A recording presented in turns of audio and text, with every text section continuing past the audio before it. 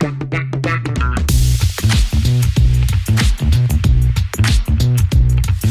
to Per My Last Email, and we are here with Anna Squires Levine, the president of Industrious, the leading workplace provider for companies of all sizes and stages. Prior to becoming president, she was the chief commercial officer of Industrious, and she's been at the company for about a decade. Prior to that, she co-founded Run for America, was president of Born Free, which sought to lower HIV transmission rates across the globe, and she also worked for McKinsey. Very impressive career. Anna, thank you so much for being here. Thanks for having me. No other way I'd rather start my day. There we go. You got to have a podcast in the morning. Yeah. So we want to talk about both the future of work, but also the now of work. And we have a thesis here for at Per My Last Email that 2026 will be a year really focused on connection. I think the previous years, you talk about AI, you talk about so many things going digital, you talk about remote work taking off in substantial way. I think there's this craving for human connection that we're seeing bubble up, and I think 2026 is really going to double down on that feeling. So I want to start there and get your take on connection broadly at work. But let's start with this really interesting study I saw you post about the Chicago public transportation system and strangers who are participating in that transportation system. Why was that study interesting to you, and what do you think it says about connection? First, I will say my dad sent the study to me. And my dad is amazing and is the kind of parent who still, even though I think, probably approaching middle age, sends me one-liner emails multiple times a week, normally very short with a period at the end, about things. Classic dad email, yeah. yes. Yes. And also the texts have punctuation marks and the whole thing. Yeah. And it's always interesting and useful, but this one really caught my eye because I find it very hard to collect data about connection. And I think a lot about, like, how do you measure joy? How do you measure someone's feeling of being seen? These are like kind of classic questions in the hospitality world. And so when my dad sent me the study, I was like, oh, like someone actually put some randomized controlled trial thinking behind this. And I'm actually talking with those researchers in a couple of weeks. I'm excited to learn from them and maybe apply that at Industrious. But for those of you who haven't seen it, this is a study from 2014 in which researchers at the University of Chicago caught people as they were getting on the metro, the Chicago commuter rail in the morning. And to some of them said, hey, do what you normally do, like whatever you do on the train. To some of them, they explicitly said, don't talk to the person next to you. And to a third group, they said, hey, chat with the person next to you. And there's many interesting takeaways, but the most interesting takeaway was the third group, the people for whom they said, hey, please talk to the people next to you. Number one, went into it thinking that was going to make a worse experience on the train, but actually came out having a better, more positive experience on the train. And I think I've come to learn this is not a study that I or my dad discovered. It's like a study that a lot of people look at. And it's one of the classic examples of how we don't actually always know what we want. And I think, especially this day and age, to your point about connection, it's a reminder that, like, probably humans need humans. Like, why are we all here if we're not going to interact with each other and make friends and find joy in each other? And that means more and more to me the older I get. It's very interesting, one, because when I go on the subway, I try to count, like, how many people have AirPods in and are, like, totally checked out. It's almost everyone. And if they don't have AirPods in, they're either like reading a book on a Kindle. I think I was probably the only person on the subway today who was just like sitting there like a weirdo.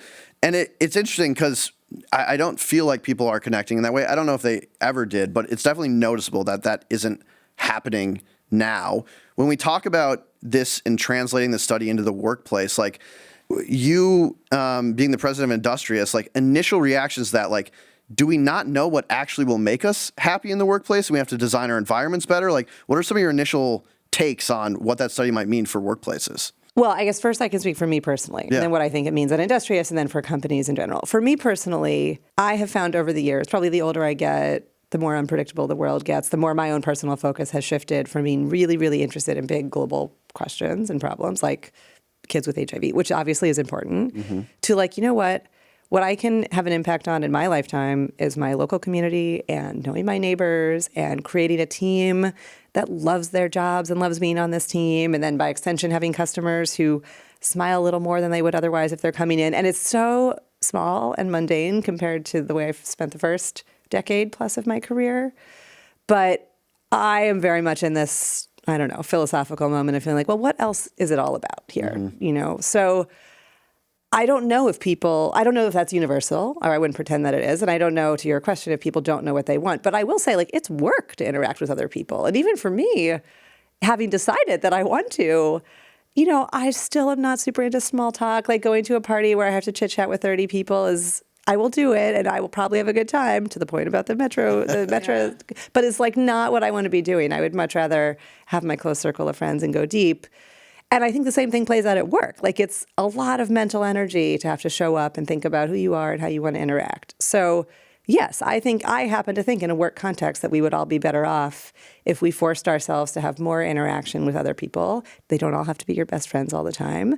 But you learn by walking around the world, colliding with other people, getting inspired by what they're inspired by, appreciating other slices of life. So at Industrious, we try really hard and are kind of ever expanding those efforts to create moments for people to interact with others. Not always with huge commitments, you know, but even just the little moments matter. Do you think we've lost some of that connection over the past 5 years, or do you think maybe some of this conversation is evergreen, has been happening forever, and we just need to continue to push forward on how to make more connection at work?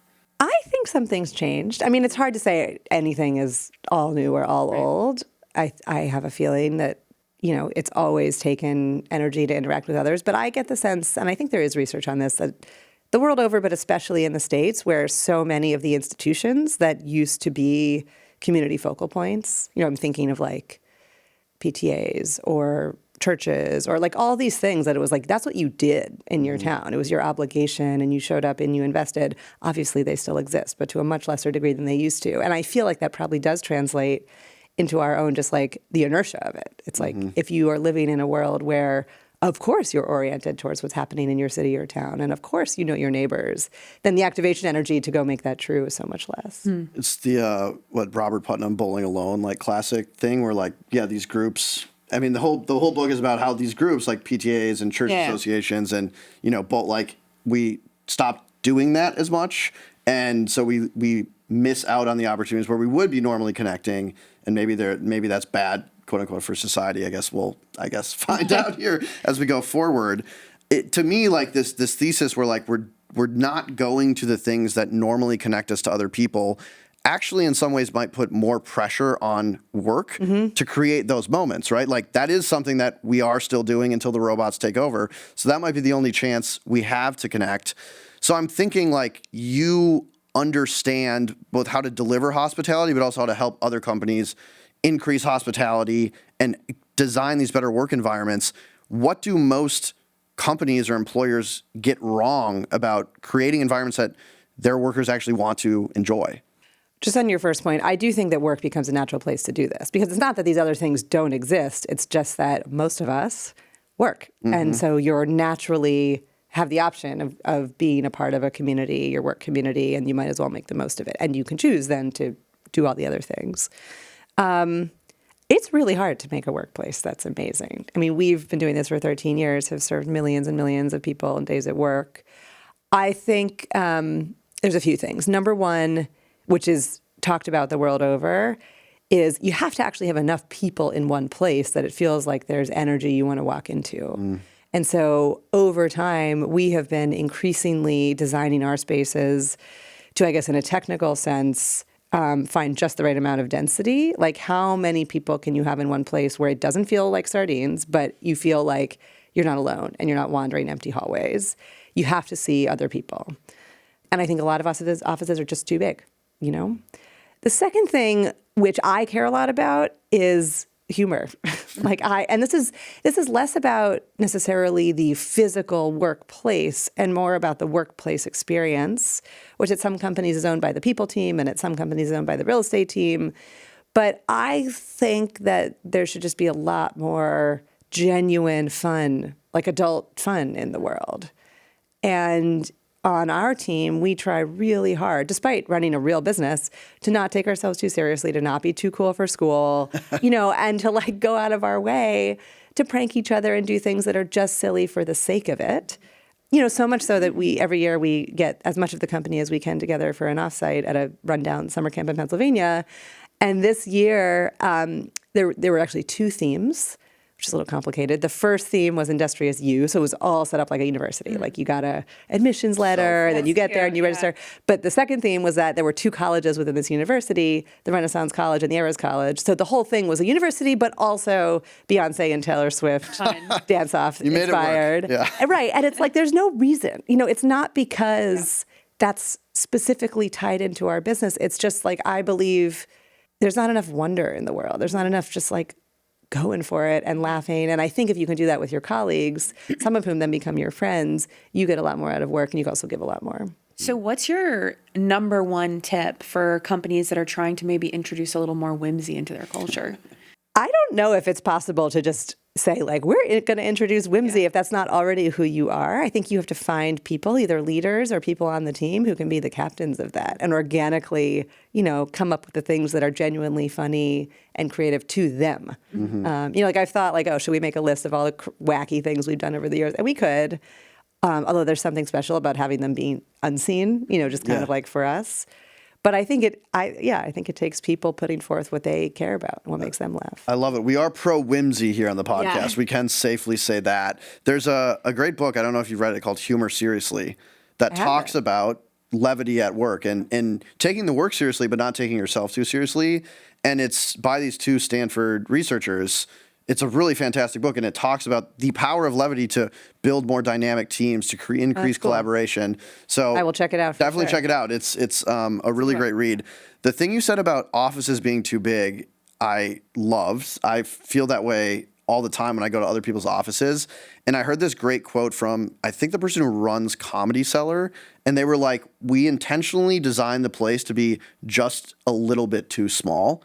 And if you ever go to a comedy venue that's too big, like the vibe is terrible and comedians hate it. If you go to Comedy Cellar, like you're kind of packed. There's this buzzing energy that's so infectious.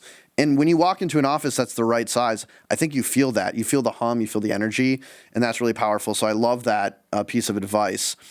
I want to ask one kind of final question about connection here. I feel like there was a pre-COVID world and a post-COVID world in work, at least in my experience. Prior to COVID, my viewpoint of the future was I will go to an office 5 days a week, of course. Like there wasn't even another option that I was aware of. Post-COVID, I'm like, I could work for a company and I never go into the office ever again, and that would be considered semi-normal. It feels like that's a seismic shift that has happened. How should leaders think about being a great leader, creating connection in a world that now you have remote employees, you have hybrid employees, and you have in-person employees? It feels like a lot more to manage. Thoughts around that? I guess firstly, I don't believe there's a right way to do it. I think it all depends where, as a leadership team, you want to invest your time. And I personally, I think like you, Kyle, I'm someone who I'm in the office every day. I like it. I just like it. It's not even because that's my business. I don't like working at home. I have the privilege of getting to go to any Industrious, 250 all over the world. So when I want to be close to home, I can. And when I need to be in Singapore, wherever I can. But I don't think there's a right way. I do think that it takes a lot more intention to manage teams that aren't all in person all the time, because you need to try to support some of the behaviors and learning and, to your point, connection that could happen organically. Don't always happen organically, even if you are in person, but could happen organically in person. And so I actually learn a lot from the companies that have gone fully remote, because I think they are they are the ones who've had to figure out, how are we actually in real life going to do this? I think what doesn't work is if you're kind of hybrid and some people are here and some people aren't, but you don't have an approach to it. And I will say it's hard. I mean, even for our own team, we obviously have many teammates who are running our locations, who are in all the time. And then we have a handful of teammates around the world who aren't. And we're doing our best. But because most of our team is in, we haven't super invested in how do we work together virtually. And I want to, like it's for sure an area of opportunity. I love this point about the intentionality of it. And I think if your theory is, even if you have everyone in office, if you're like, it'll just happen organically, I still think you're missing something. And so it almost doesn't matter what type of workplace you are. You need a very intentional strategy to create collaboration. I think that's a really good point, Anna. And can I just say two things on that? The first is, yes, even if you're all in person, it doesn't just happen on its own. Like we observe with our own team, but also our members who are our customers, number one, you have to use people's names. And that's like hospitality 101, but it actually makes a really big difference. And I feel it even for myself. When I walk into an Industrious in the morning and one of my teammates who I already know says, hey, Anna, how was your weekend? I feel seen. It's like, oh, someone wants me here. And the second thing is humans are cliquey. So you can all be in the same office, but if no one is either subtly or not so subtly saying like, hey, mix it up for lunch today, or like, hey, we have this meeting, let's actually all go sit in the same place, even if there are some teammates on Zoom. Otherwise, people will just take it at their desk. And I'm not necessarily saying it's good or bad. I'm just saying that the way you nudge people's behavior has a huge amount to do with who they're interacting with. Yeah, I love the names thing. And I was just in an Industrious in Minneapolis over break. And I've gone to some co-working spaces that like no one feels like they're gathering and it's a weird energy. This one actually like people were like eating bagels. Like it felt like they had met people there. And I was like, that's really special feeling. Like, what can I take from that to apply it at Morning Brew to create those connections as well? I want to move on to a game now, Anna, that games. we have coined Ask Anna. So we have 3 scenarios that we hear from colleagues, that we hear from friends, early to mid-career professionals that they're navigating now, and we want to get your take on them. So first one is someone is offered less money, but the work environment is hybrid. They have to come in, let's say, 3 days a week. The rest is flexible. Versus more money, but they have to be in office 5 days a week. This is an early career professional. How would you navigate deciding between those 2 options? I think the question presupposes that the 2 important variables are how in person you are and how much money you make. And I think the important thing is to figure out what gives you energy in that phase of life. Okay. Which could be neither of those things, frankly. So I don't think there's a right answer. Yeah. For me, I feel like there have been different phases. Like just after college, it was all about learning. Like where can I go and just learn the absolute most? And I don't care if I have to work 100 hours a week, and I don't care if I'm never at home. It's just learning. Then I went through, that was like the McKinsey phase. Then it was a social impact phase. Like how can I be a tiny, tiny part of saving the world? And created organizations and worked with people. And it wasn't, the environments I was in weren't always totally my jam, but that's what was important. And then honestly, then I moved back to the States and had no idea what I wanted to do and had the privilege really of taking a bunch of months off and talking to tons of people. So for those of you listening who are in that zone of I don't know who I am and I don't, that's normal. And I realized through a lot of conversations that what I wanted to solve for in this most recent chapter was people. Like it was who am I working with? Am I going to, are these ride or die colleagues? So, and it can change, right? Yeah. Like different phases of life, different moments. So for that person who's considering those, I think it's like, what's important to you in this phase? And if it's one of those 2 variables, great. Then like choose and make a decision between those. But I bet it's actually neither of those. It's something else. I love that. Like, don't let someone else tell you what's important. You should figure out what's important for yourself and what you're trying to optimize for and make a decision based on that criteria. I love that breakdown. Yeah, I really like that as well. And I think it makes a lot more sense than our little binary, like more money in office. All right, so I have a second scenario for you. You just got an offer for a job you're really excited about. And everything seems perfect, but they're requiring that you move to a different city for the job. You love where you currently live. What would you do? How would you evaluate that scenario? Same answer. Yeah. I mean, I like adventure. Yeah. So if I was personally like in a phase of life where I didn't need or want to be hyper close to family, I have 3 little kids. So at the moment I do, but like if I was super excited about the job, if I was excited about the team, if the comp and everything else made sense, I would move personally. But I think these kinds of things are not irreversible. So it's just about what's important to you in that moment. And someone who has an aging parent they're caring for and wants to be close to home, or, feels like, hey, this phase of life, I want to live close to my friends because once I get older, I'm never going to repeat that. Maybe doesn't want to move, but someone who wants more of an adventure might. I totally agree. I think all things being equal for me, I do encourage like most people to move if they can. I think you can always go back home.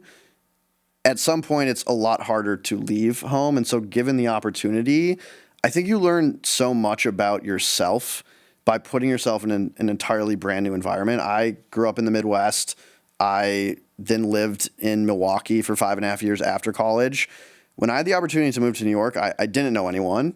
besides like some colleagues that I had just met because I Me. was remote for 3 months. Yeah, Kayla literally like had to go look at the apartment I moved into. Like, Oh, that's 'cause so it was like sweet. sight I gave him unseen. his keys. That's how you know you have a good teammate. Yeah, exactly. It was a test. And so I think it's very easy for like to be scared of that. Like, how am I going to meet people? I just think there's nothing more kind of energizing than like having to figure it out. And there's a lot of great strategies you can do to meet new people, but you learn a lot about yourself and then you can always go back. But I do think disrupting your normal is healthy at least once in your life to figure out more of like who you are. You can get very comfortable if you just stay in one spot your whole life. So I do encourage people to move if possible. Like that. Yeah. I also think, we all are driven by our insecurities one way or another, Yeah. me included. But for that particular kind of decision, if you can like remove the fear piece of it, which like say you didn't have a reason to stay where you were and it was like, I want to move, but I'm just afraid of it, move. Yeah. You know? Because then back to the point on connection, if you show up and you pitch up in a new place, you are forced to figure out what do you like doing? Like, how are you going to Yeah. make friends? And then you have to go join the book club or you have to go join the gym and you make friends that have common interests in a totally different way than you do growing up or in high school or even in college where you're just kind of like in the fish pot with people and have to be friends with who's there. Yeah, it was a very rewarding experience. I'm just very fortunate that is the decision I made. We have one more question on Okay, Ask ready. Anna. So this one is you are an in-office worker, but your boss is remote, and you're getting some like resentment from the boss that like you're in office but they're not, and like maybe because you're in office you're like learning things that they're not learning just around the water cooler or something like that, making connections. People know you, your face. Yeah, like how would you navigate that situation as the worker, as the direct report with a boss who maybe is resenting your in? It's hard, but I would talk to them about it. Okay. Like my approach is leave nothing unsaid in a kind, compassionate, respectful way. But I find it really hard to feel like the best version of myself or do great work if there's like unsaid tensions between teammates. And obviously it's hard. Like if you're the more junior teammate and you're like afraid of tripping a wire with your boss, it can be hard. But I think like 9 out of 10 times, if you say like, hey, like something's been bothering me, can we talk about it? If you first say, can we talk about it? What's the other person going to say? No. Yeah. Like they're going to say yes, which then opens the door for you to say, hey, I observe X and it makes me feel Y. What do you think about it? I think the like classic kind of like observation, impact, then what do we do from here framework is really helpful. It's not about them as a human. It's about something you're observing and feeling. Really great advice. Have the difficult conversation, but do it respectfully. I love it. Yeah. Okay, so we have just a few more minutes left, and we have a few final questions for you, more about your experience in leadership and your career. I guess one thing that I think you've mentioned in the past that we really love is building a culture of energy, not burnout. And so, how would you approach that if you had to start from scratch at a new company? I'm pausing because I think it ebbs and flows. And I think it's a fallacy that maybe I would love to be proven wrong, but that any company, any team kind of operates on an even energy field over many years. I think there are moments of real intensity, years even, and then years where it's a little more manageable. What's my advice in real life? I think it's number one, which is really hard to do, put a language around the intensity. Like however you want to measure it, doesn't have to be super scientific, but like what are people working on? How much? How hard? How are you going to know whether it's just like we're working hard or we're working hard and it's actually too much? I find that line really hard to find. And I will say to any of my team that's listening, like I know this is a hard balance to strike because when you're excited about what you're doing and you're growing really fast and you have people who want to show up and own the work, like people are really inclined to work really hard and go above and beyond. And I think it's, absent some language to talk about it, it's really hard to know when it's too much. The second thing is I actually think burnout specifically tends to be less about volume of work and more about feeling valued. And that's also a hard thing, especially for a scaling company to really figure out. But I think like really seeing teammates, what do they care about? What's important to them? What are they proud of that they're working on? What are they learning and taking the time to recognize them in really real ways? And that can look like all sorts of things. is probably like the number one way to prevent burnout. Or if people are on that track, to turn it around and really just like stop and smell the roses and be proud of what's happening. I love this point about feeling valued. And I feel like there's this fallacy that people don't want to work hard, or we have to like pretend like we're only going to work hard for a little bit and then it'll all be okay. Most people I talk to, like, if they have a job they're passionate about, all they want to do is work hard. They just want to feel seen. I think when you're working really hard and it feels like you're being taken for granted, that's where it's really frustrating. But I think the best thing a leader can do is encourage you to work hard, but then value you for that. And that takes time. Like, I know even for me, and my team would probably say that I'm not the best at like stopping and saying, hey, this was amazing. So I'm working on it too. But I think you really have to, whatever your method is, like set time aside in the week or after the quarter, say ends, like, say like, who do I need to call right now? Or who do I want to feature on the next all hands? Or who do I want to send a stuffed animal to in the mail? Like whatever the thing is. When we introduced you, Anna, you've had this really interesting career from the outside looking in, co-founding Run for America. You're doing Be Free, global HIV prevention. You also worked at McKinsey. Now you're at Industrious. Like, you've seemingly made a lot of pivots in your career. From the outside looking in, there's not a straight line. One, like, did you feel like you were making a lot of pivots while you were doing it? And then two, this is a topic that people really love on the show. Like, they want to make a career pivot themselves. So from someone who it appears like they've done it, what advice would you have for someone who wants to make a pivot? I would start by saying I studied organic chemistry in college, and so really made a lot of pivots. Yeah, my mom's mom, who died not so long ago, like really until her last weeks was asking me when I was going to go to medical school. So yes, you never fully escaped that. Never, and I think that there's I think when people say I or anyone else have nonlinear career paths, they tend to mean the industry or the sector has changed.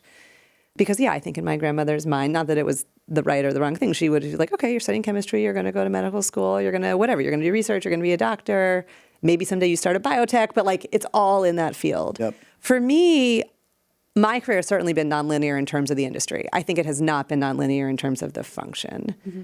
And it all makes sense in hindsight. But as I look back, I think all of this has been about people leadership, has been about building, has been about, at the end of the day, just like really believing that on a very micro level, we can make a difference in each other's lives. And so in organic chemistry land, that was studying the flu virus and trying to be a part of figuring out how to make a drug to prevent the flu. At McKinsey, that was actually maybe more pure learning, but a lot of the work I did in public health was ultimately about people being healthier, like living their best lives. And that was certainly true in Born Free and Run for America. And Industrious, that's what it's all been about for me from the beginning. It's such a pleasure to live with our members and get to impact their lives daily. I really like that reframe, which is that it's not necessarily a pivot if you're doing the same thing just with kind of the different context all around it. So I really like that because, often we talk about when you're making a career pivot, you can either or, you shouldn't do both when you're talking about function or industry. And so I think, it sounds to me like you've changed industries often, but function has stayed the same, which I guess isn't really pivots necessarily. I will say the world thinks about it in terms of industry. Mm-hmm. So before Industrious, I remember having a moment of thinking like, I just need someone to take a chance on me. People were saying to me things like, oh, you're a nonprofit person or you're a chemistry person. And I was like, I don't know. Why are you putting a label on this? But we need a way to understand, to sum up other people. So in terms of practical advice, I think it's, if you're trying to, quote unquote, make a pivot, have lots of conversations with other people so you get your own story straight. And I would start with like the 10 people closest to you who you can just word vomit to and say anything and be like, I don't know who I am and I don't know what I want to do and help me figure it out. And then you can kind of go concentric circles outward. Then people who but where there's, they're not as in your corner, and you go out until you're like, here's who I am, here's what I want to be doing next, here's why this thing I've already done is actually directly applicable to the new thing. And that's scary.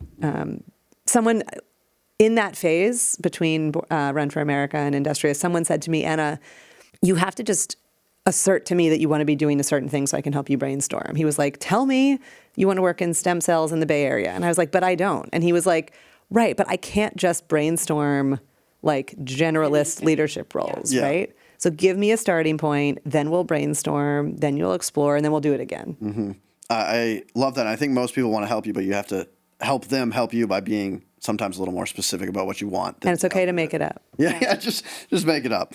I want to end with one final question about parenting, actually. Oh, boy.